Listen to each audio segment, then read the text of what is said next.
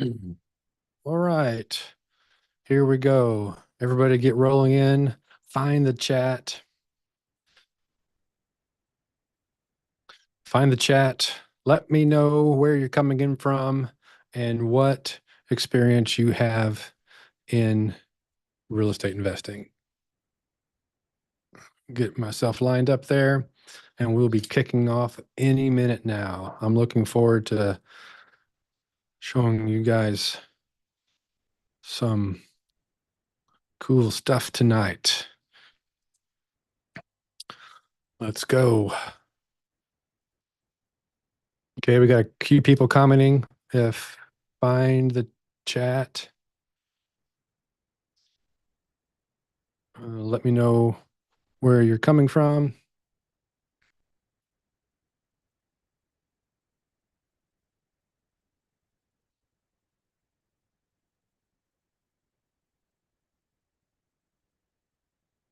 Austin, Texas, San Diego. Love it, love it, love it. Oregon, Pennsylvania, Columbus, Ohio. You can only see the top of my head. I sure hope that's only you and not everybody. Um, Let me know if you can see something else besides the top of my head to make sure that we're doing this right.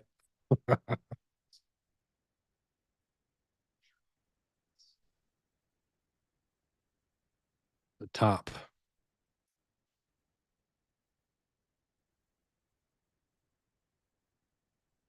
Wonder why.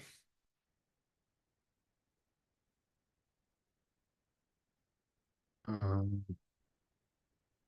well, I see it streaming on YouTube and I see my face. So interested in multifamily. Thanks, Rose. You see me okay? Philadelphia, New York, people coming in. Let me know what kind of experience you have in any sort of real estate. If you're a newbie, that's fine. Let me know. If you have a little bit of experience, you have some single family. If you have some commercial under your belt already, that's great too, because it doesn't matter. Thanks, Barry. Um, he says he can see and hear me fine. And Richard says he has lots of commercial real estate. Okay, let's do this. So strap in for this because I'm going to, this is something I've been working on for a while. So I'll introduce myself in a second if you don't know who I am. I want to speak quickly to the opportunity that's happening in the marketplace right now and something that each and every one of you could be making use of in your business right now, whether or not you're new or have lots of experience already. You can do this. So, fair warning, I'm dropping lots of value, lots of opportunity, and it's happening right now. Let's go. Okay. So let's imagine for a second if you could find investment property that allowed you to comfortably cover your living expenses and you could tell your boss to just pound sand that you don't need you don't need them anymore. Can you imagine what it would be like to actually step into the identity of being a commercial real estate investor and being a full-time investor and not needing a job or to rent your time to a company anymore in order to make your living? So would you like for me to share with you? Drop in um, the chat, please. Let me know if you're there. If this is something you'd like to hear about. Like just share, I want to show you with you exactly how to go and find deals. I'm going to show you the tool that's publicly available for free that everybody can go to and look for these type of deals.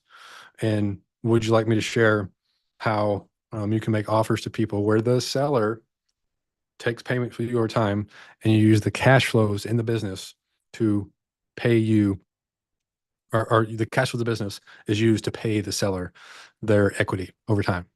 Because I hope you're saying yes, because a lot of people are, because that's what we're talking about tonight. If that sounds interesting to you, you're in the right place. And so my agreement to you is by the end of this presentation that you're going to have specific resources that you can use. You're going to know how to go and find deals. You're going to know how to make offers, and you're going to specifically know how to go out there and uh, uh, find one of these deals for yourself. I hear someone says, yes, I'm all about quitting. Um, he says he's just a one-man business. That may be all you need. Okay, so let's talk about who we are. So we're from Real Estate 101. My name is Paul David Thompson. I'm the CEO of the company. Peter Conti founded the company, and he's been offering commercial real estate services for years. I've been a part of the company now for a year, and together we have built a suite of products and services that help commercial real estate investors make tremendous transformation in their life using commercial real estate. And together, we have something like 40 years of experience. We own lots of rental units. We've raised lots of capital.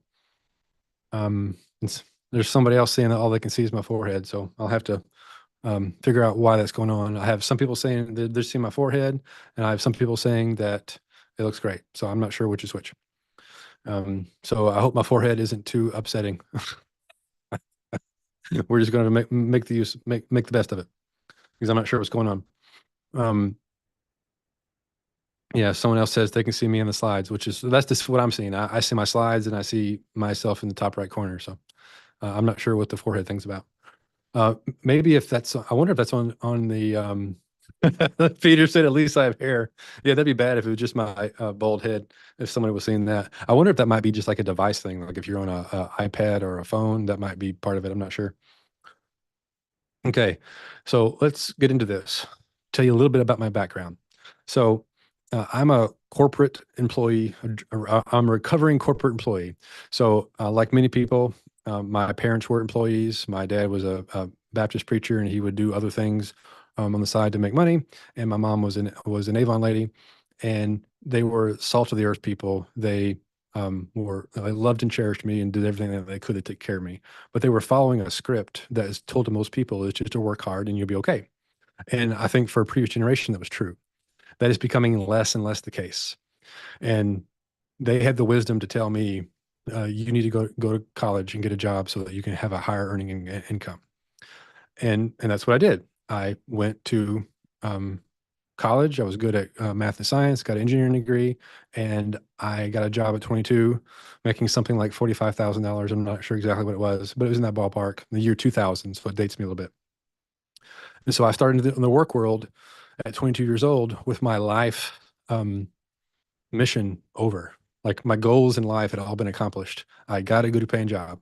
Um, and it wasn't an all bad life. I mean, I made more money in the first year than my parents probably ever did in their entire lives in any one year. So I kind of jumped up the rung in the socioeconomic status. I was kind of like a white collar employee, you might think of it that way. And I was kind of depressed because I just couldn't imagine that this was what I want to do for the next 40 years, just spending all of my time in this corporate job and working in this stuffy office doing work that at the time I did not find very interesting. But I didn't have an alternative. I didn't have any great business ideas. I kind of always hoped and wished and dreamed that one day I would start something, but I had no ideas. I was just completely uh, without ingenuity or cleverness to figure out some new idea. Like I wasn't going to start Facebook. I just didn't. I didn't get that memo. So into my career, I found a little bit of purpose. I found a little bit of way of going about and making my life mean something. I got an MBA. I met a girl. We got married. We're still happily married, and we have two kids. Very happy overall, and it wasn't an all bad life. And then about 15 years into my corporate career, I lost, or I had a wake up call moment where I had an opportunity to extend my vacation that we are staying at in the Gulf Shores, Alabama, where we go for the weekly or the annual beach vacation. It's the closest white sandy beach to where I live in Arkansas, and I had the chance to extend my vacation and stay on the beach for another week. My wife is stay-at-home mom, so her schedule was open. My kids were out of school, so their schedules were open. The only thing I had to solve for was my job. which I worked in telecommunications. Like we made the technology that we're using right now possible. Like that's what like teleconferencing was a thing already in 2015, and we made it possible. But the company I worked for didn't agree with me that I would be a good idea to extend my vacation and work from the beach house. Like I was still going to work. Called my boss up and said, "Hey, I don't normally do this, but I've been with the company for years. We have the opportunity to stay at this beach vacation for this kind of price. I'll work my normal schedule, have all my stuff I need, have my laptop. My employees are all remote anyway. I'll just work from the beach house." I was pretty sure that was fine, but I just want to make sure that was okay. Not any surprises. I'll be able to make all the meetings we have scheduled. And he says, "Oh no, we don't do that. Um, that's not what we do around here. I expect your tail back in the office Monday morning at 8 a.m. Click." Wow. I was like, okay, I guess we're not extending the vacation.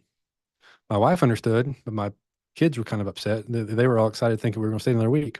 So I had to pack them up into the van the next day.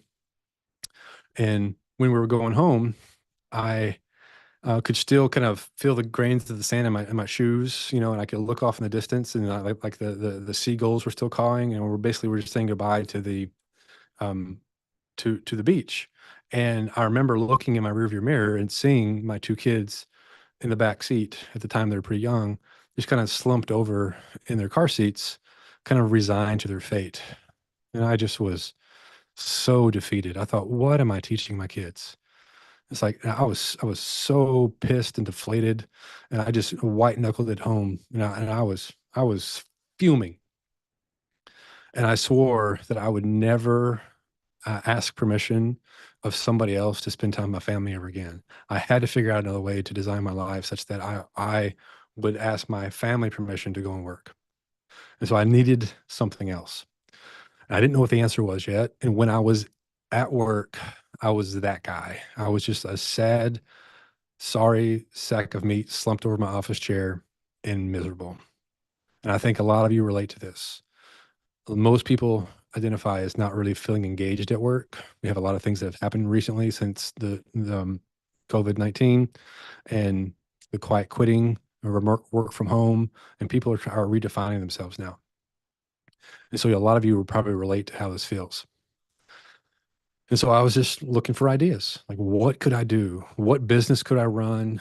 What could I do to help create another source of income that didn't rely on me having to clock into work and ask permission to spend time with my family when I wanted to? You work 50 hours a week and you get 2 weeks vacation, and you feign to ask for something extra, and they just, hang up on you.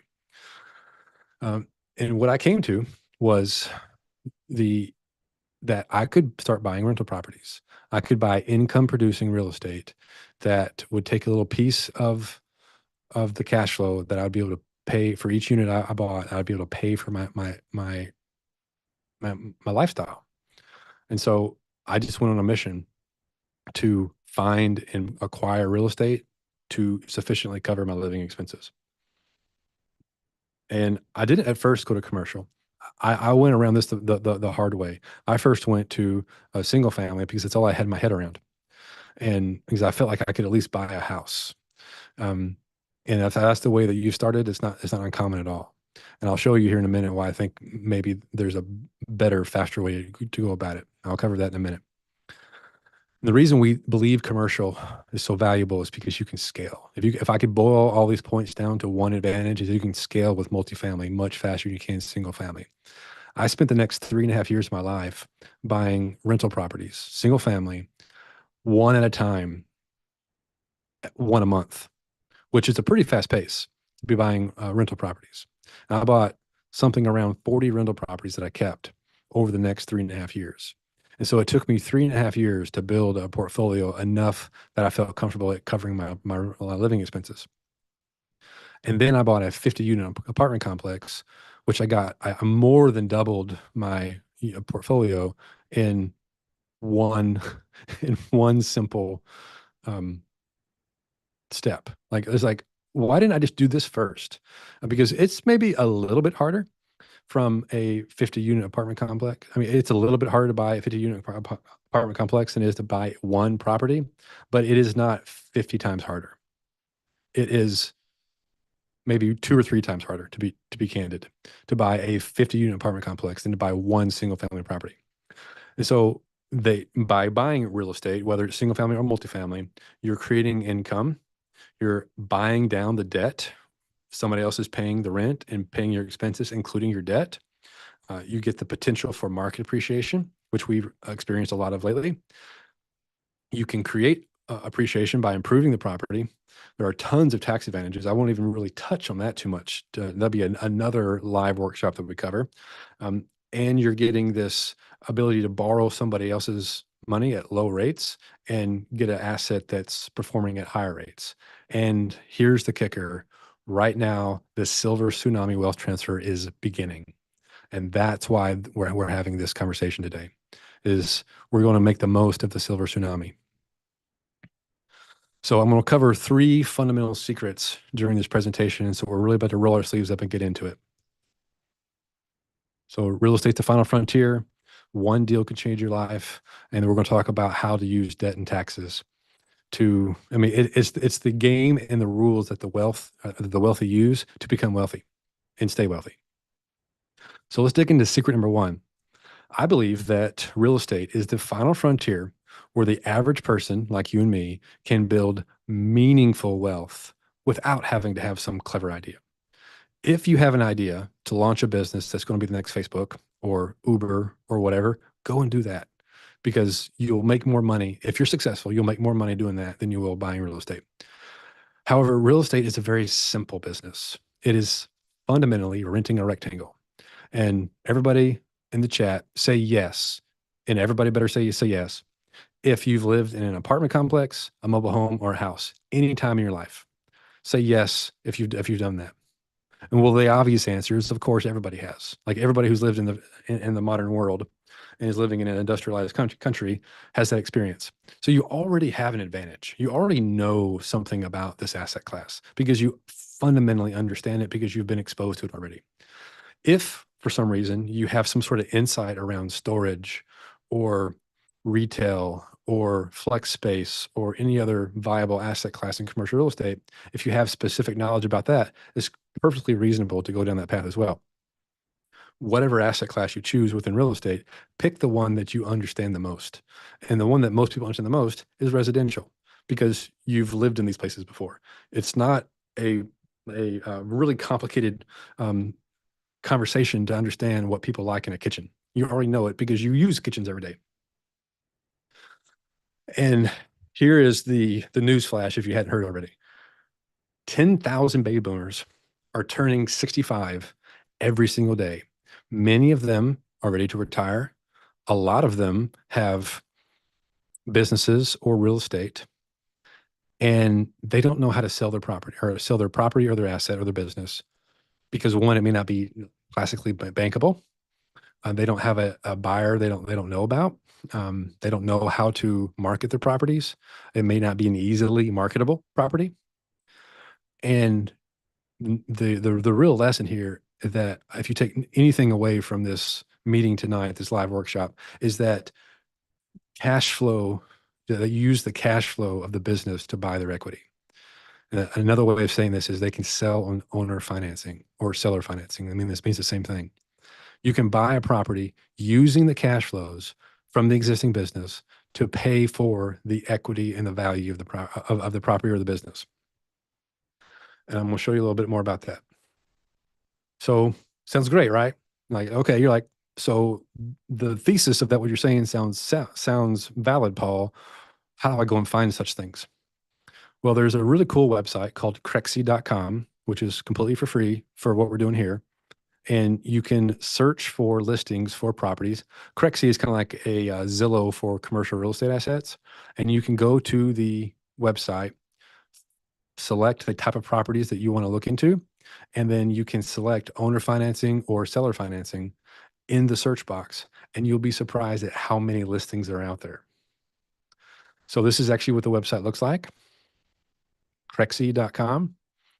And you type in seller financing in the search box, you select which types of properties you want. There's a whole list of asset classes here that you can select, and you select which ones you're interested in. You can do RV parks only if you want for like here, but you want to select the kinds of things that you're interested in. And then this list of hundreds of properties across the US are listed right now on Crexy, and they include the word seller financing in the title. Like they're saying, please pay me my equity using the cash flows of the business. So this isn't like some crazy esoteric theory. It's right here in front of you. So you can filter for mobile home, storage, flex space, storage facilities, apartments. There are actually businesses out here as well, and they range in all sorts. So we have one here in Hendersonville, Tennessee for 550 grand, ranging all the way up to, and this just in this one screenshot of a property in Florida for the multifamily for $12 million. And they range from all shapes and sizes and types of assets. And there's a flyer there that will allow you to get the offering memorandum, the details of the property, and you can kind of run your numbers, and you can figure out if this is an asset that you'd be interested in. And what's the harm in reaching out and saying, "Hey, I'm interested. Tell me what you want," and then we're going to talk about here in a minute how to go about actually making offers. It's available to you. Like this is like not really a secret because there's no secrets anymore, really. But you may not be aware of this. And so now you are. So I'm going to talk about some people who've actually done this. So Erin is one of the dream partners with us here at Commercial Real Estate 101, and she owns three mobile home parks, and she has gotten the fourth one under contract. And she got the fourth one under contract while she was traveling with her family in her RV. So you can do this business on the road. You can live where you want to live, and she manages all these properties. And she bought some of these properties owner financing. And so she has become the mobile home gal, right? So like this is real stuff. The next big secret, now I'm going to pull this all together here in a minute, but the next big secret is that one deal could change your life in commercial real estate. You don't have to pick up rental properties one by one over several years to then maybe have enough cash flow to quit your job. You could completely change your life by buying one deal and make more money in each month than you're currently making now from your job. Hmm. One of the questions here is, isn't this difficult because everybody's out there? Um, I guess it's better. I mean, it's more difficult than if it was a secret and only you knew about it, for sure. But I mean, in that one search that I did, there were 500 listings that said seller financing. I didn't even type in the word owner financing, which would have potentially included more. So there are 10,000 people turning 65. Many are retiring. These businesses are going out of business left and right. All you got to do is find one. For example, a guy named Nate, he's an electrician. He bought his first property ever was a 322 unit apartment complex that had 40% vacancy. So it was kind of a rundown, mismanaged property, and they were having trouble selling it. And he was tired of paying his boss, or he was tired of renting his time to his boss and living like helping build his boss's dream instead of his own dream. And so he decided that he decided he was worth it, and he went and bought this 322 unit apartment complex, and he and his wife worked really hard for 18 months to get this place turned around. And it was a lot of work. Do not let anybody underestimate that this is work. However, 18 months later, he sold it for over $3 million than what they purchased it for. So is that a deal that you guys would do, knowing that you have to put in work? But would you buy an apartment complex with the confidence that you could sell the property for $3 million more than you bought it for 18 months later? I mean, I think it's a pretty good return on your time, I would say. The next secret is that helps kind of pull this together is that there's a system of debt and taxes that have been created by the wealthy for the wealthy in the IRS tax code to incentivize you to buy real estate and to hold real estate. The government is openly telling you that we'll treat you better if you follow our rules and use and buy assets that then cover that, and we'll give you tax breaks. Basically, we'll make a deal with you. You go and invest in the companies and assets and real estate in our country, and we'll give you breaks. That's what the government has said, whether you think about it that way or not.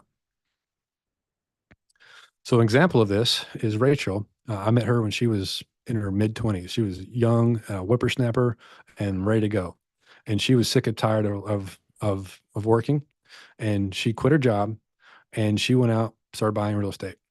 And she owns multifamily. She owns a fleet of storage facilities. I mean, like an empire of storage facilities, which she has learned to automate. Her husband recently bought a tire shop using this very strategy of owner financing. And she also runs a successful brokerage. And she's a multi-millionaire, but in her early 30s, um, and two kids. And I mean, she just decided that she was going to put in the work, and she worked tirelessly. I was with her making phone calls, and we were both learning kind of how to do it, right? And so we were making phone calls, learning how to prospect. And I was like maybe two steps ahead of her at the time, and she has just taken off because she decided that she learned the rules. She learned how to pull these things together. And by the way, she started with like practically no money. Like they were in her and her husband were in debt when they started investing in real estate. So that's the power of knowing the rules, how owner financing helps you save the seller a ton on taxes. And the reason that works is because let's say a property is worth $3 million dollars and you buy it for $3 million, dollars, but then you raise $1 million, put $1 million down, and there's $2 million left in financing left. But let's say they bought it for $500,000, 30 years ago. So if you were just to give them $3 million of cash, their basis in that property is something like 500 grand. So they now owe taxes on $2.5 million. However, if you pay them $1 million down and finance the remaining $2 million, then they only pay taxes on the payments each year as they receive them. So it stretches out the payments and keeps them below higher tax brackets along the way. And it's a wonderful scenario that when you know the rules, this is part of the reason why they like selling with seller financing, because they're retired and now they're at the highest tax bracket or risk being in the highest tax bracket, and they don't want to. They have no more expenses that they can use to to write off things. So they're at risk of paying super high taxes. And by selling on owner financing, it allows them to reduce their tax burden. And it helps you get in the business because now you can only have to come up with a much smaller amount of money, perhaps with partners or with hard money or with traditional financing. And the remaining balance is financed to the seller over time. And so you use the cash flows of the business to pay your mortgage payment to the seller. So I'm going to talk to you briefly about how to run the numbers on these properties. When you go to the Crexy, you pull down the offering memorandum of the flyer, and they're going to give you the income and they're going to give you the expenses. And for the sake of argument, let's just assume what they're telling you is accurate. A lot of times it's a little bit fluffed, but let's just, for the sake of argument, think it's fairly accurate. And you're just going to run the numbers. You're going to take the income of the company or of the rents for the year, and then subtract that out of the expenses. So the revenue minus the annual expenses gives you your net operating income, or NOI, or just think of it as the net income of the company. So that's what that company, when owned free and clear, that's how much that company makes.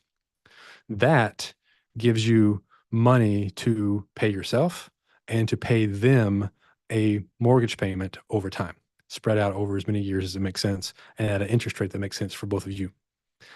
And that's all there is to it. I mean, it really is that simple. Revenue minus expenses equals your net income.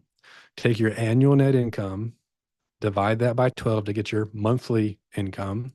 And let's say your monthly income is 50 grand and you pay them 25 grand in mortgage payments, now you can pay yourself 25 grand in income because that's, or you may leave some in the business and only pay yourself 10 grand to just to leave the 15 grand in the business so that you can always have some cash. The point is now you're a business owner and now you can operate and run this business. And these things are available all over the country and you can get amazing terms and talk to some of the sweetest, most amazing people in the world. And a lot of times they're the greatest generation. They're retiring, salt of the earth, and it's just time for them to retire. And it's time for you to step in their place. And this wealth transfer is a very real thing. There's like $78 trillion that's expected to transfer between the boomers and Gen Xers and millennials over the next few years. $78 trillion. So someone asked about, competition. It's crazy amounts out there. You don't think you can carve out a deal or two amongst $78 trillion of wealth? It's out there. Last example I'll give you. Actually, I kind of skipped past this. So the bonus secret now, and this is me pulling it all together. So every business wealth creation is created via these five things. No matter what asset class, no matter what business you're in, no matter what we're talking about, somebody must spend some time in the business somehow, some way. Even if it's automation, somebody must spend some time in the business. Money, there has to be some exchange of value. And so money is going to be involved. It could be somebody else's, it could be yours, but there must be some sort of transaction. And then network, like the people who actually make the transaction happen, you'll need to know some people. You'll need to know a title company, a broker, an insurance agent, a contractor, a property manager. You'll need people to help you run the business and take care of a bookkeeper, accountant. It just goes on and on. It's your kind of your network of people that you need to put together in order to make this thing happen. And then why you're here watching this live workshop is knowledge. That's what you lack. That's the gap that you're primarily trying to fill right now. And all the kudos to you for doing so, because you could be watching Netflix, but instead you're on here trying to learn how to better yourself. And so what you also need is a value creation opportunity. So in the context of real estate, you need a deal.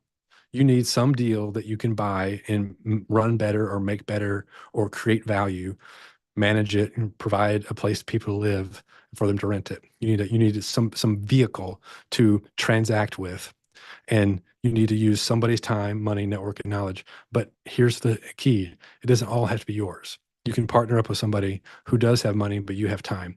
You might have the knowledge, and you may have find the deal, and then you may sell that to somebody else for money. Hmm. Okay, let's move on. A value creation opportunity. Okay, now let's talk to Hadar.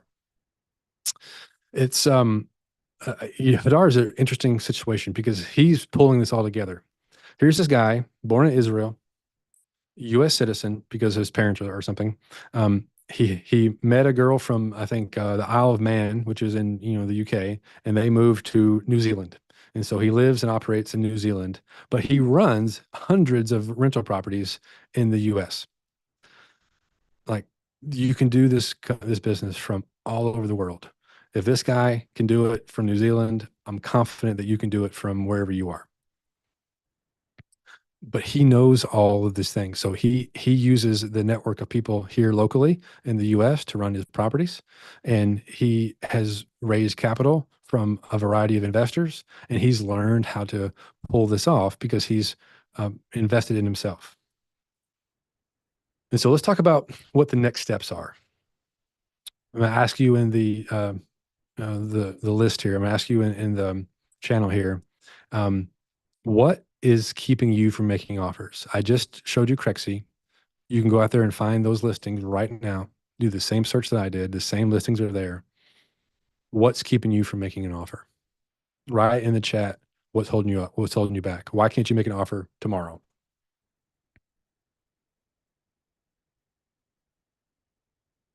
Fear of making the down payments.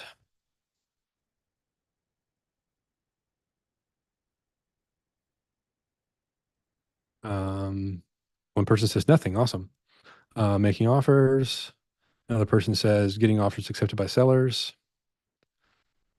So is that knowledge that you're missing or being able to talk to somebody? Someone says cash, raising capital. Someone said May to today. Yes. Analyzing repair costs. Yep. Makes sense. Getting someone to say yes. If someone's real honest, they said, I'm scared. How to go about it. I mean, it's an honest answer, right? Um, money to get in, fear of losing money, which is real. You know, there is risk. And one person says a good answer. You don't know what all is entailed, right? And what to do next. Yeah, I mean that's why you're here. Like you need to kind of piece these things together so that you do feel comfortable making offers. So we have specifically created a launch toolkit for you guys to help solve those problems. That shows you how to do it, shows you some ways to raise some capital, shows you how to use the contract. And so all you got to do is pull out your phone and scan that QR code, and that will give you um, a free launch toolkit that shows you. I mean, it's just a lot of resources that makes it available for you to kind of figure out how about to go about doing it. Like there's little knowledge gaps that you have in your head. And I'll answer some questions here in a minute, but this is what allows you to kind of get past that hurdle that keeps you from making offers. And the whole point of this live workshop is to empower you to go out and make a change in your life. And people ask me what kind of business I'm in, and I say real estate. But in the reality, we're in the transformation business. We need to take you from where you are now to where you could be tomorrow.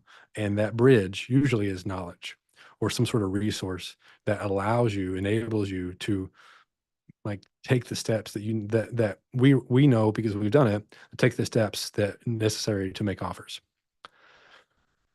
And somebody said needing a money partner. Absolutely. Yeah. I mean, you have to go out there and talk to people. And the way that you gain access to other people is by going to places where people are talking about real estate. That's a little tip for you.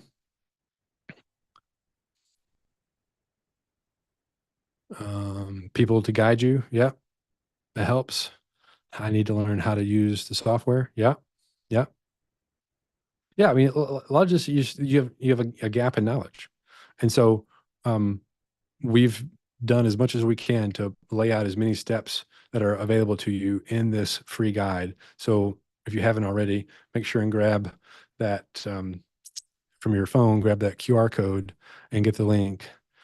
And I'll actually see if I have, where's my phone?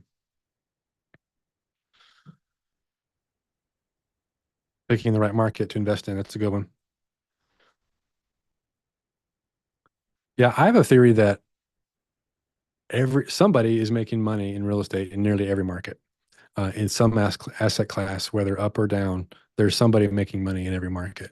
And if I dropped most anybody let's say you take an experienced real estate investor, I just had them randomly dropped in any city over say 25,000 people, do you think they could find a way to make money in real estate in that business? And the answer is, of course, yes. Like if you just knew what to do, then you just needed a market to start in.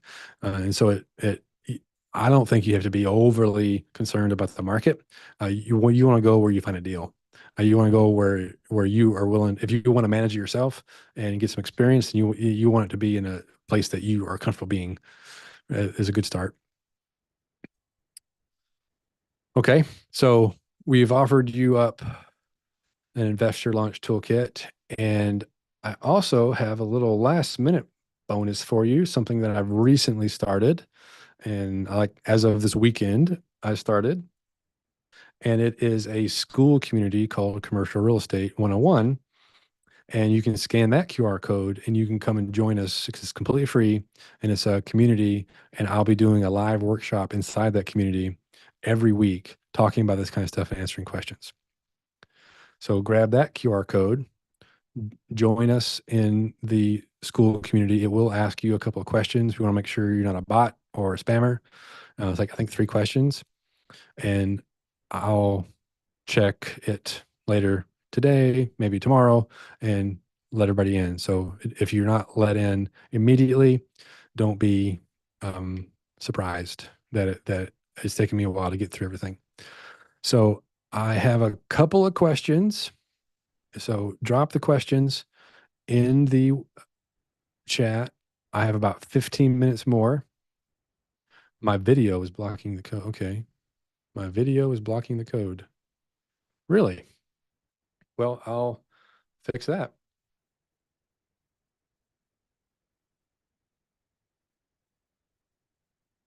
Okay.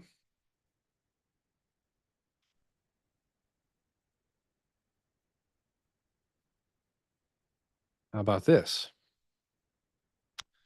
To everyone, link to the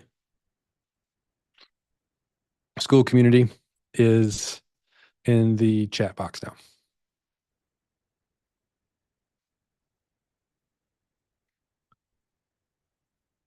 Uh, and someone asked about the replay. Yes, this replay will be available in the school community for free. Someone said they can't get the QR code either, so I just dropped the link to the school community in the chat box. Whoever can't see it, there's the link to the community. I actually see a few people have already joined or I already put their stuff in and answered the questions. That was fast. Yeah, I'm looking forward to chatting with you guys in there. Make sure and go in there when I let you in. Introduce yourself. Let me know what you're going on, like what your biggest challenge is, that sort of thing. And then I'll answer some questions. So go ahead and drop any questions that you have in the chat. I'll be on here for about 15 more minutes addressing questions. Let me pull the link for the toolkit since you guys, I'm going to go ahead and go back to here to see if for some reason that you can grab that with your um, phone. And let me pull the commercial investor toolkit real quick. I wasn't prepared for that.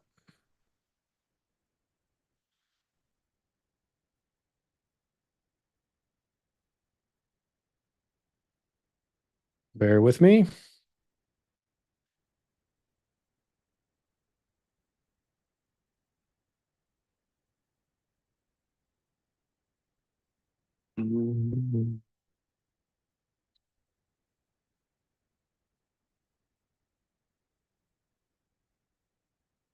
Here we go. Someone says, I think they're overthinking things. Yes. If you suspect you are, you probably are, which is fine.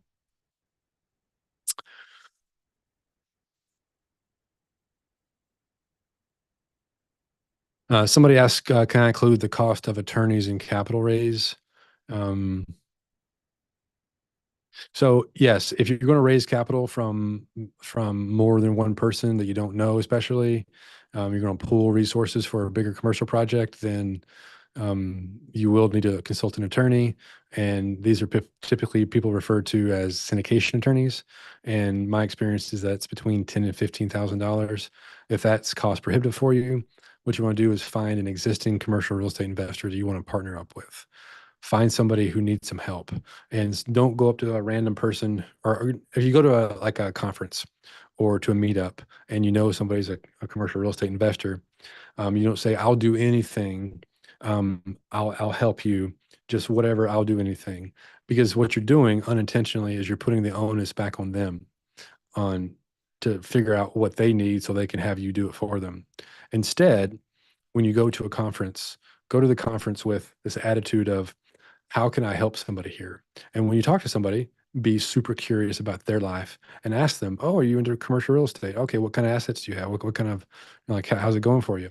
Okay, what's your biggest challenge right now? Like, what keeps you up at night in your business? And and then say, oh, really? Like, you're having trouble, managing properties. You have tenants are driving you crazy. Oh, really? Um, Tell me more about that. Oh, so okay, so you just had somebody who works for you left, and so you're left managing all these properties. Okay, so do I understand that better? Well, I'd be happy to give you a hand if you need somebody to work in your office.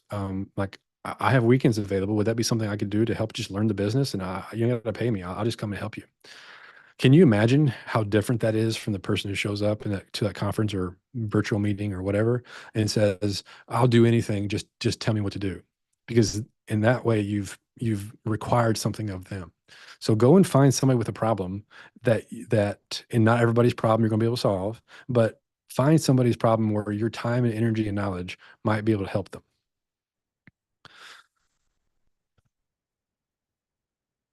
Okay, somebody, great, Gabriella, um, you were asking about PayPal for the accelerator.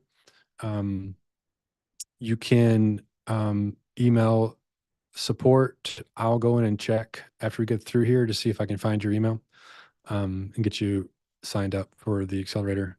Um, one of the like you looks like you're looking to pay via PayPal. I'm not sure we do that for the accelerator. Um, I'll have to ask to see if we have that. Um, So someone asked, do I use the same contract for double closing? Very good question. So real quickly to give everybody a little bit of feedback or just kind of context, when you put a property under contract, you send them a piece of paper that says buyer and seller, and you're going to pay for it. And these are the terms. Then a lot of times that you have a right to assign the interest in that property to somebody else, and that's referred to as wholesaling. And so in wholesaling, a lot of times if it's a really big assignment fee, you don't want the A to B person to see how much you're making on the assignment fee. So let's say you're making, a $500,000 assignment fee on a $3 million deal or something. That's like, what is that? 20% of the deal. Um, that is probably not something that'll make someone real happy. So what you can do is you can use A to B contract and then turn around and do a B to C contract. And so they're different transactions. And so you actually have one closing and then the other one's closing. And so each contract is separate. I think the question is do you use the same contract? And you absolutely could. Um, a lot of it depends on the situation, but you can use the same contract for double closing. Some people will change it so that when you're the buyer, on the A to B, that you have lots of time and you can't get out of it. Whereas when you're doing the B to C transaction, you don't let the buyer have a lot of time and get out of it. So that might be some changes you might make to the transaction. But there's nothing that says you have to have two different contracts. You just might customize it if to do a double close. And so and the question is, do I use the same contract when I double close? If and when I double close, which isn't real often, when I would do two different types of transactions. I would customize the deal so that I have a lot of time in the A to B transaction, and then I would not give the buyer on the other side a lot of time on the B to C transaction. What are your buyer's criteria, and how do you come to these criteria for commercial real estate? Um, so I'm gonna assume that the question here is that what you're looking for is so when I'm buying, I'm looking for a return on investment of at least 12% cash on cash return. And I want to know that there's cash flow in the business that's comfortably covering all of my expenses, and it gives me a nice return on my investment. I'm really looking for one of three things. I'm looking for a deal that I'm buying at a deep discount with an all cash. So I'm buying it like 75% of what the seller really wants to sell it for. Two, I might be looking to assume some sort of long-term financing or buy subject to some really nice long-term financing.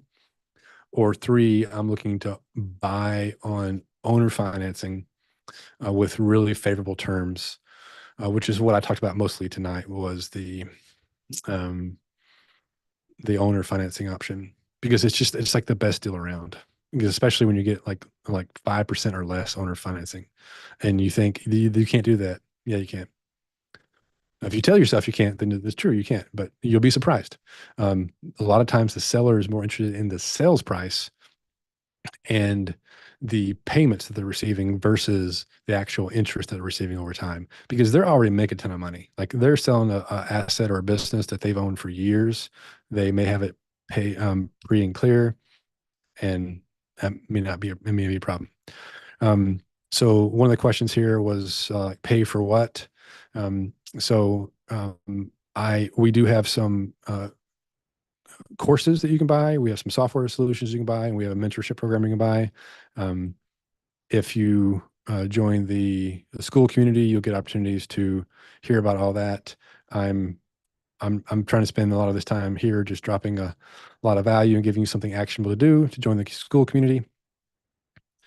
Um, and if you're interested in the mentorship program, then we have a some growth advisors that you can talk to, um, and sign up over there and talk to them. And basically they'll cater it to your situation and they'll understand your needs, because it does change based on your circumstances.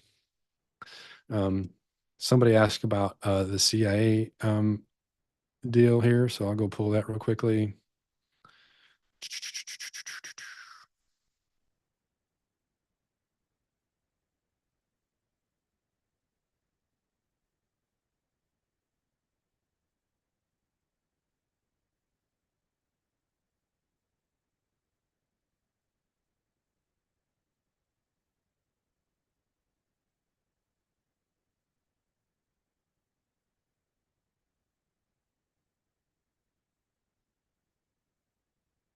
So here is our um, course and software package. If anybody's interested, it's called Commercial Investor Accelerator. Provides you 12 months worth of our Commercial Investor Pro software, which is like a CRM and a lot of analysis tools. Gives you tons of courses, like all the value in courses you can imagine. You will not be short on knowledge after taking those courses. It does have 12 months of access to our Autopilot Pro, which does the analysis of software or of deals for you. So since you guys asked, I dropped it in there. You also get a tech call so that you can get all your automation and set up with the software. Um, someone says you're raising the bar. That's right. Like we have a internal core value in our company that we talk about frequently, and it's being world class. And my definition of being world class is that you set the bar so high that you can't imagine hitting it, and that's where your expectations start, not where they end. Uh, somebody asked about the what kind of earnest money do you offer when you put a property down? As little as I get away with. It's oftentimes a thing to negotiate over, but sometimes you do need to put some seller or some earnest money down, something in the order of no more than 1% of the purchase price, oftentimes less. $5,000 if I can get away with it. I just did a deal where I put zero money down as earnest money. Um, somebody asked about assumable contracts. Um, More likely, when I think what you're asking about is the assumable loans. So if you find a commercial property that has existing loans on it, a lot of commercial loans are assumable. You still have to qualify like the traditional bank, um, but they may have favorable terms. And so we look for those. They aren't real common, but they do come around every once in a while. The 12-month program is 1997. If you click on that link, you can take it to it. 1997. When I find the deal very soon with only accelerator, um, how do I do the deal on my own? Okay, so when you get a property under contract, in really any circumstance, whether you do commercial investor accelerator or commercial wholesaling secrets or whatever, you can submit the deal to us, and you can submit it to support at Real Estate 101, and you can say, hey, I would like to share this with the dream partners. And so what we'll do is we'll share your deal with our dream partners, which are our mentorship program people and clients, and they may be interested in buying it from you. So keep in mind, they're not obligated to buy it. We're not obligated to do anything with it, but a good deal will find a buyer. So if you find a good deal that has something that's assignable or something has good terms, has a good price, and it's in you've put together a nice package that people would be interested in buying, then we'll share it with our community.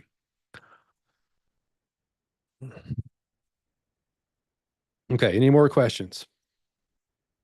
Guess I should drop these links in here again. So mm, here's the Commercial Investor Accelerator if you're interested in that. Um,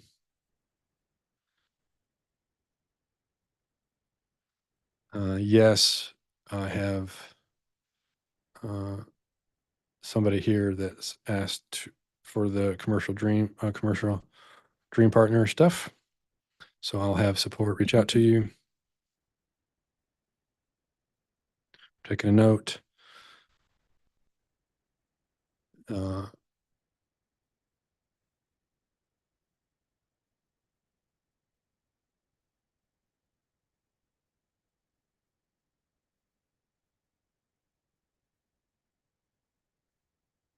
okay, note taken.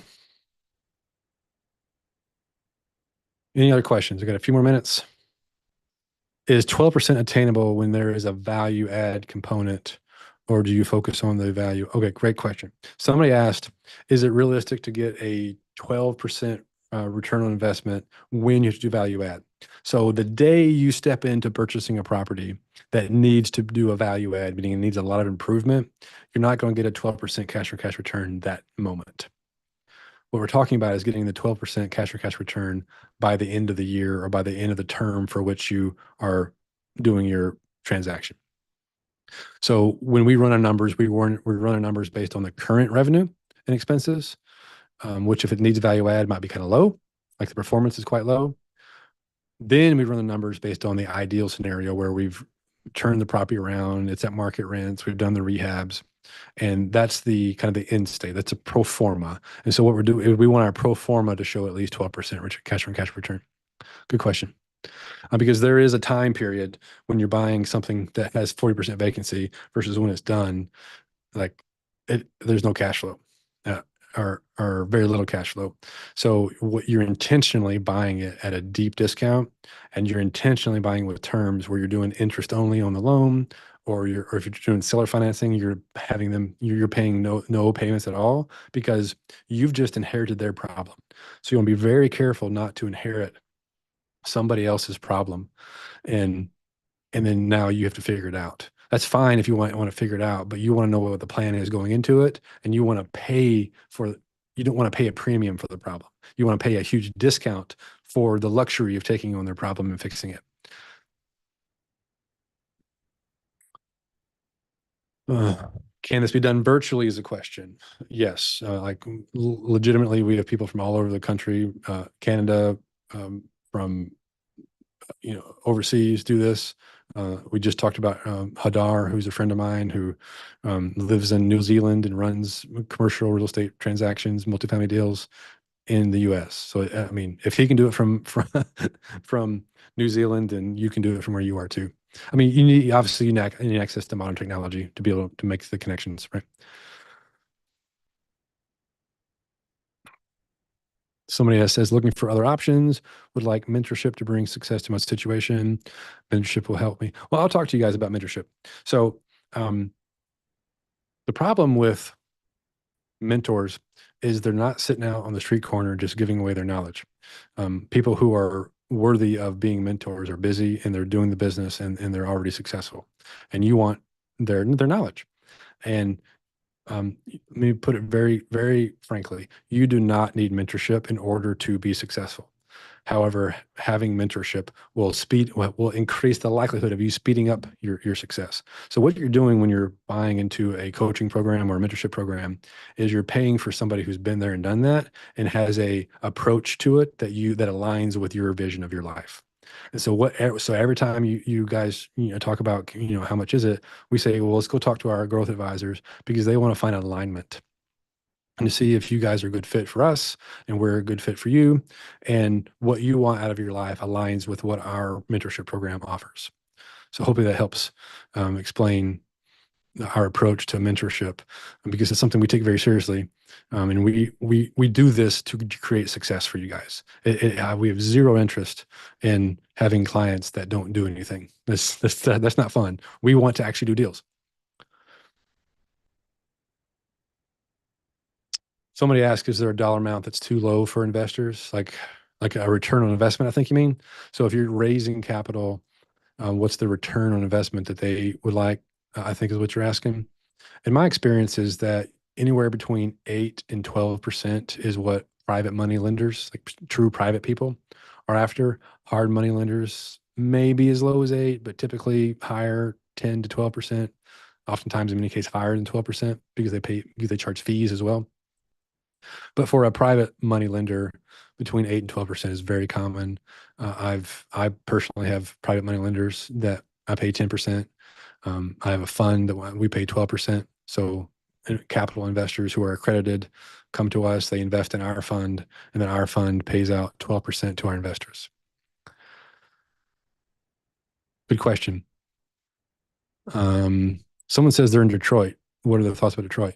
I don't really know that much about Detroit. I've never been there other than going to the airport. I know it's come back around quite a bit. Um, go where there's cash flow, um, and try not to get in too rough in neighborhoods. And that's true of anywhere, but we know Detroit has rough neighborhoods. So don't go too low class. Like C plus B minus is what you're after, because that's where you have the least amount of headaches, but the most amount of cash flow and the chance of getting appreciation. And that's really true for any major metro, but I don't know anything about um, Detroit specifically. Would I ever buy a property that is 100% vacant? A multifamily property is 100% vacant. I would be very wary of that, because I want to know why it's vacant. Here's some fundamental principles that you all want to look for when you're looking for like a market or a type of property. Is like you want some fundamental things working in your advantage. One of those is you want to be in a place where people want to live, and you want a place that is growing in population over time. So this is easy to find in this is easy to find in public data.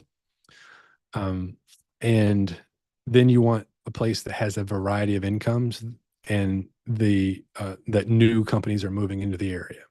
So what I'm very wary of is going to a rural area where the population is declining. Like that makes me nervous. I want to go to a place where that's growing, because the the the fundamentals of real estate work when the population is growing. And we've had a growing population in the US forever. And a lot of our economy is based around that. We assume we're going to always grow. And a lot of that is based on the fact that we're keep adding more people. And in the micro example of real estate and in certain markets, you want to grow where the market, the sub market is growing. It has lots of available income, lots of available jobs, because the rent of a place is determined by the incomes of the tenants, because it's a market, right? And so if people don't have cash, don't have money to pay very much, then the demand is going to be lower. Um, do we have a credibility kit you can use? We do have one built into the commercial investor accelerator that you can use. Um, yep. How do we edit the contract? We can copy paste and save the Google Drive for you. Yeah, that's it. Contract is readily available. It's yours to use however you like. Let's see. Someone asked, does this require cold calling? It doesn't require cold calling, but you may need to call people that have something for sale.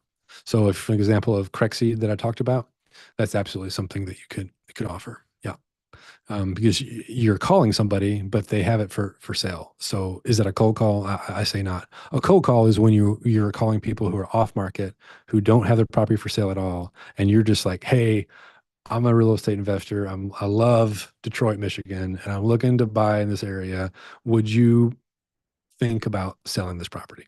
Or are you open to selling that property? To me, that's a cold call. And you don't have to do that, but you can if you want. We actually do a lot of letters that way. So like cold calls, we'll just send letters. We use Commercial Deal Finder for that. I'll pull that up as well.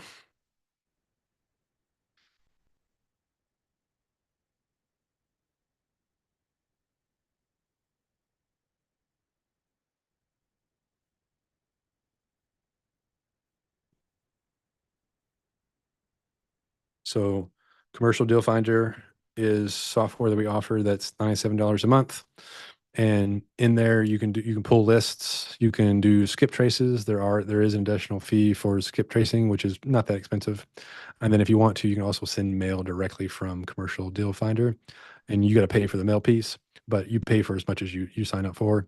Or you can just pull the list down, make calls or do text or whatever you want to do there. But that would be a cold calling approach. But those are the like someone pointed out.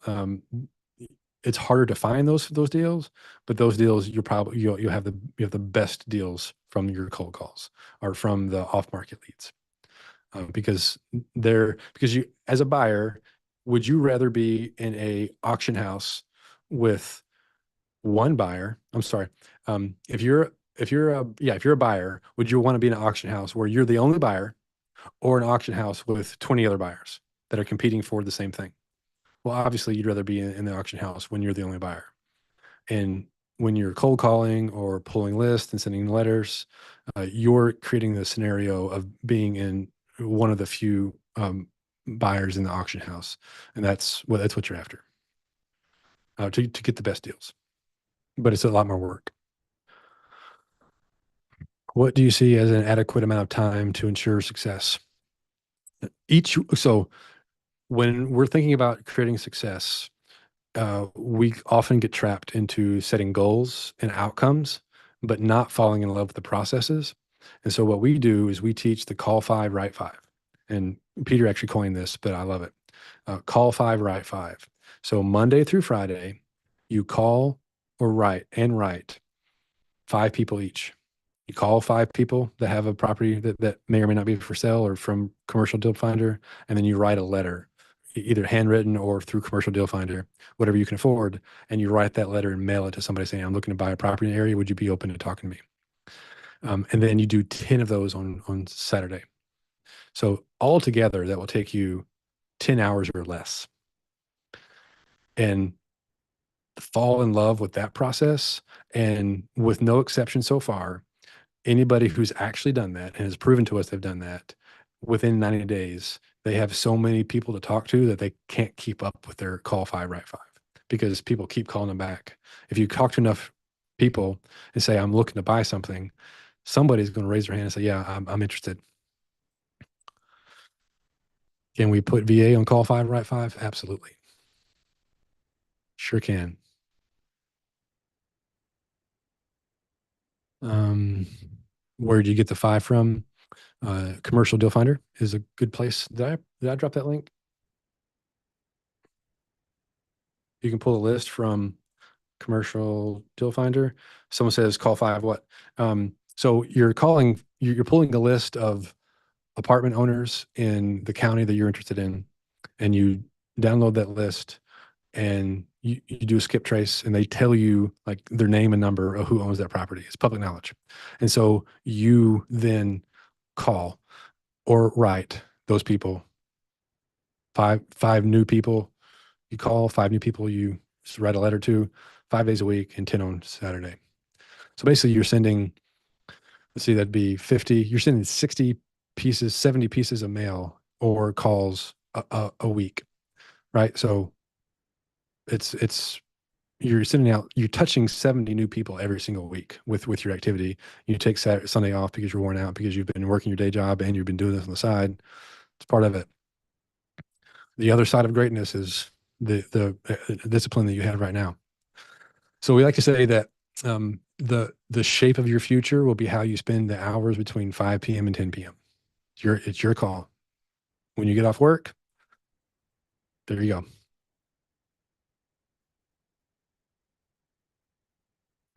So Commercial Deal Finder also provides the like what is owed on the property. This public knowledge. Like what's in there may be flawed, but the public knowledge is there, right? Is there a link for that? Yeah, I just dropped the link to Commercial Deal Finder. It's $97 a month. Cancel anytime. Do I need a license to sell commercial properties? If you own it, you don't. Um, and If you want to be a broker, then you need to check in with the state that you're in to figure out what the rules are.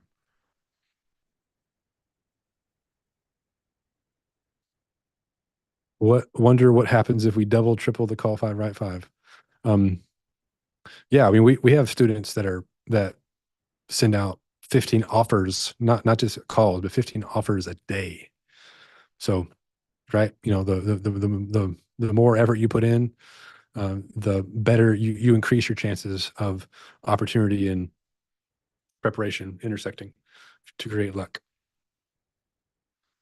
All right, I've been at this for a while and I'm getting hoarse. I'm gonna give it 3 more minutes. I'm looking for 3 more good questions. If you're looking for the course material to jumpstart you, that's the link for that. If you want to join our free group, our free school group, oops.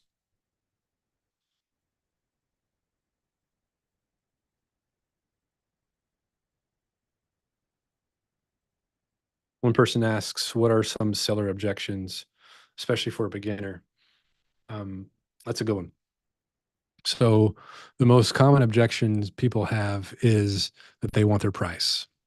And so we basically are very bold up front and it's like, this has got to work for both parties. Do you agree that it makes sense for me to make money in this transaction? And most people say yes. You're like, well, and that's the case. I'm going to make you some offers. And I need to know if you're flexible in your price.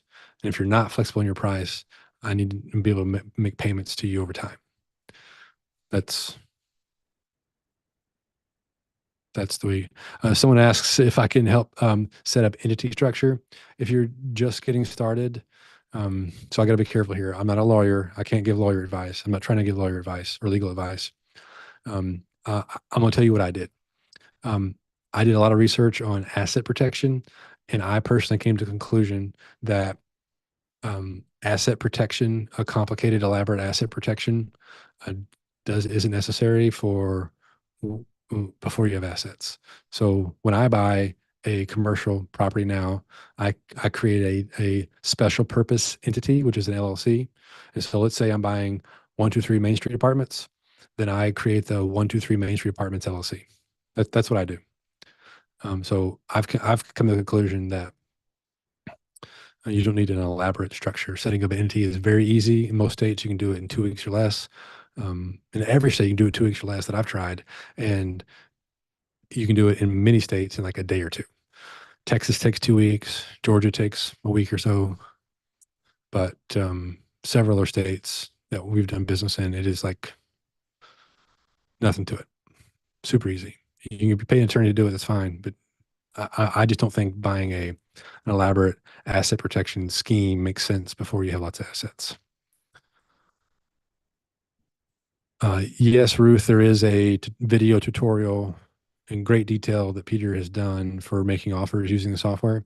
So if you sign up for Commercial Investor Accelerator, it's there. I give you the highlights. Writing offers, use the contract that we've given you. You put in the price and whatever your name or entity that you're going to use, and then you're looking for as little earnest money as you can get away with, and as long as a due diligence period as you can. And so I'll give you guys one last nugget that is a huge, huge principle in this business. So most people get really wrapped up about the risk they're taking by getting a property under contract, but not really knowing how to buy it. So during due diligence, you have, according to the contract, you have all kinds of legal reasons to back out of the contract. Like you have the right to do due diligence.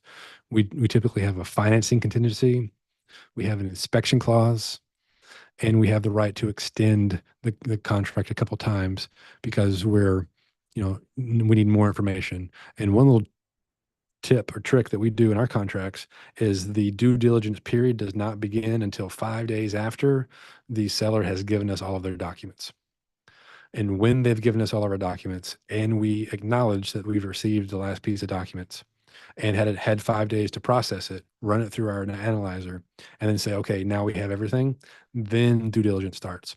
So what that does is gives you like 30 extra days, because every time a seller says, yeah, we got all that paperwork, no problem. We'll get it right to you. As soon as you sign the paperwork, we'll send you the all of our documents. And then weeks go by with nothing. And so we've just required that our due diligence does not begin until we've acknowledged and accepted all of their documents. So okay, last question, and then I'm going to bounce. Do you need to have a proof of fund letter showing liquidity? You don't have to. There's no law that I know of that requires it. A lot of brokers will request it. A lot of sellers will request it. We push back really hard on that because like nobody, if you're buying a $3 million project, you don't have $3 million in your back pocket. You're getting financing. So I don't understand what the big deal is. We have reasons to back out of the contract, including financing. So I can show you a proof of fund from some random lender that I'm not even going to use. I could pay for that proof of funds, and it proves nothing. I still have to qualify for a loan. So we push back really hard on that. Sometimes you have to give it though, and sometimes you have to pay for it. So we found a couple of hard money lenders who will charge you for proof of funds.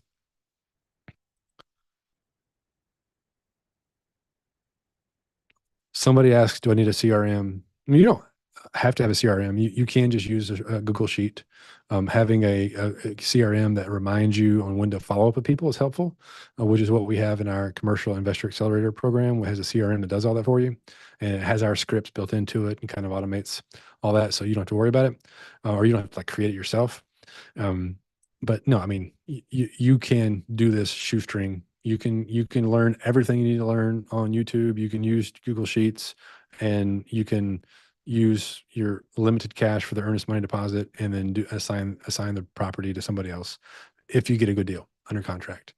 So you can bootstrap this. So I mean, don't let anybody tell you that you can't. Um, you're gonna have to go and find and filter through all the stuff on YouTube to find the gold. Or you can hang out here with us on the Commercial Real Estate 101 school community. And we're basically trying to make this available to everybody, right? We're trying to democratize people having access to assets, but you got to go do the work. Like the difference maker here is making the work. Um, does the CRM does not negotiate the deal for you? That would be amazing if it did. I'll make sure and put that feature request in.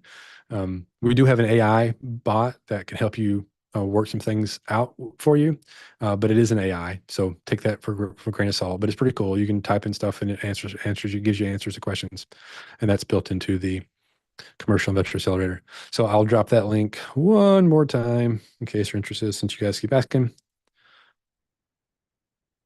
So this is,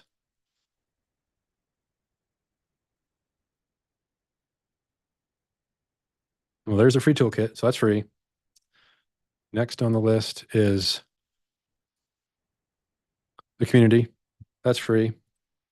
The next on the list is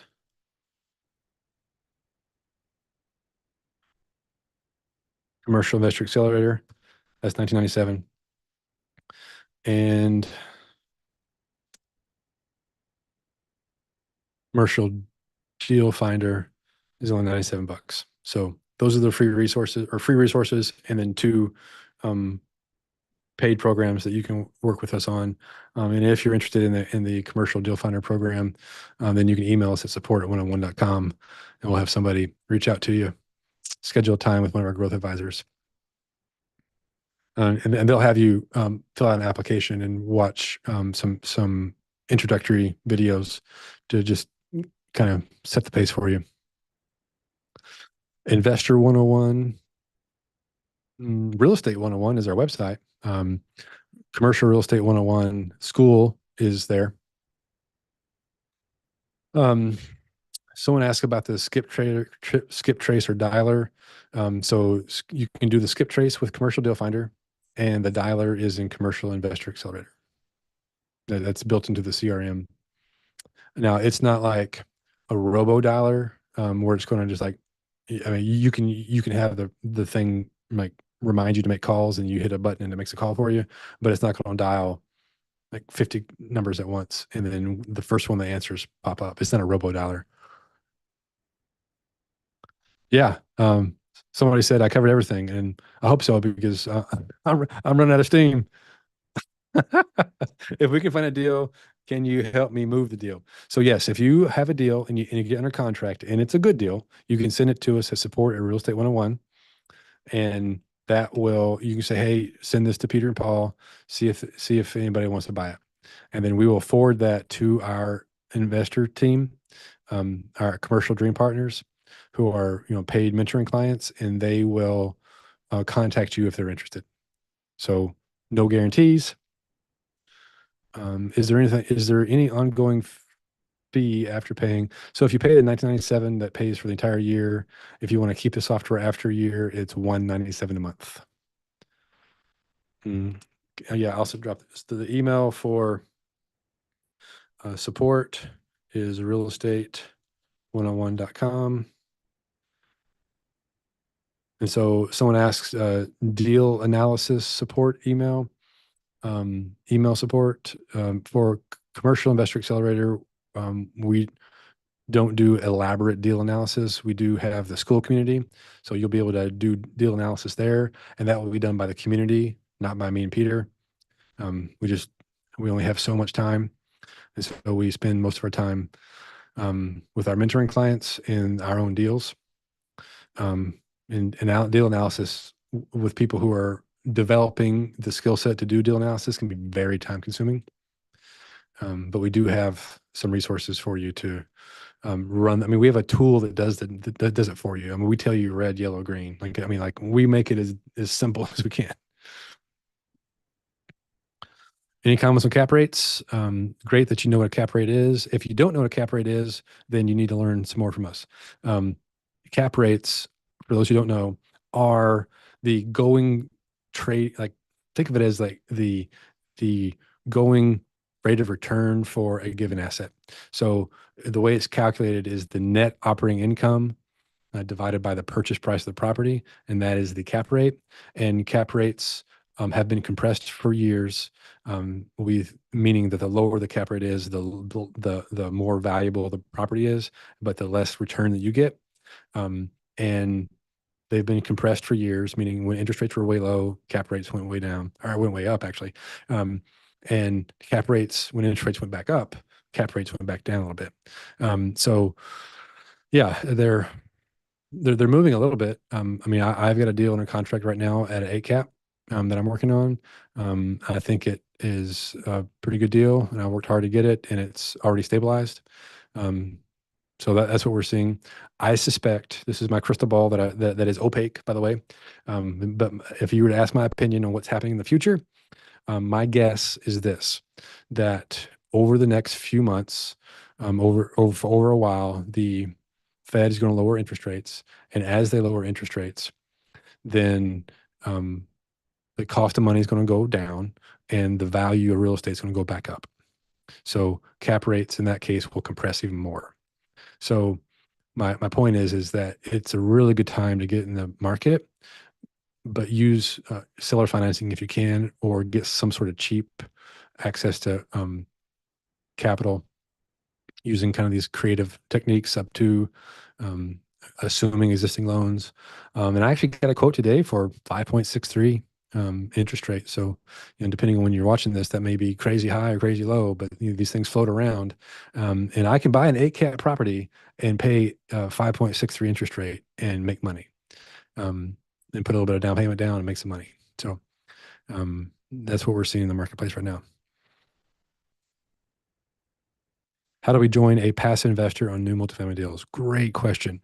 Um, so I'll actually, so if so this depends on you if you're accredited or not. If you're accredited, meaning that you have, you're sophisticated and you have a good income and good net worth, then you have a lot more options available to you, because the SEC makes rules that people who are promoting syndications or funds have to know you ahead of time if they're going to raise money from you without being accredited. So Um, one option for you is, let me find this Calendly. Um, if you're an accredited investor and are interested in investing in a new deal, you can get on my calendar um, as an investor introduction. Dropping that here. And you have to be accredited. So if you're a newbie and you get on the Invest with Paul, then my assistant will look at your answers and say, um, you're not sophisticated, you're not accredited, and we'll reschedule you with another solution. But if you're looking to invest, you have some cash to invest, and you're accredited, and you know what that means, then you can hop on my calendar and we can talk about some projects that we have coming up or the fund that we have. But you do have to be accredited. Um, do you need an excellent credit score? Um, if you're qualifying for seller financing, then you don't have to have a credit score. Most sellers aren't going to check your credit score. I think it's just a good practice to do your best to get your credit score in place, because when you do want to apply for a loan, it helps. If you're not in that place right now, it's fine. I get it. What you want to do is you want to find somebody else to partner up with. Go If you're inexperienced, but you have time and energy and hustle, and you're going to pour as much knowledge as you can into your brain, and you're determined, go be useful to somebody else. Go find somebody who's experienced, ask what their challenges are, offer to help, learn, learn before you earn is the idea there. Go learn everything you can. And you can get in on the ground floor with somebody else who has some means. Um, if someone asks like what level of credit score, it depends on what you're qualifying for, but he has 720. 720 is pretty good. So I think 600 plus or 640 plus, something like that. I don't know. I'm not sure what the bottom is. And again, it depends on the loan you're applying for. Okay, 7:30, guys. I'm going to call it. Um, we will be back again. You'll find out about this through either the email from Peter or from joining the school community. That'll be the last link I drop in here is the school community. I will go and check on the applications or you proving that you're not a robot in the school community right now when I get off here. So go ahead and grab that link to the school community, and we'll call it. Appreciate y'all's time, and everybody look forward to seeing you in the school community.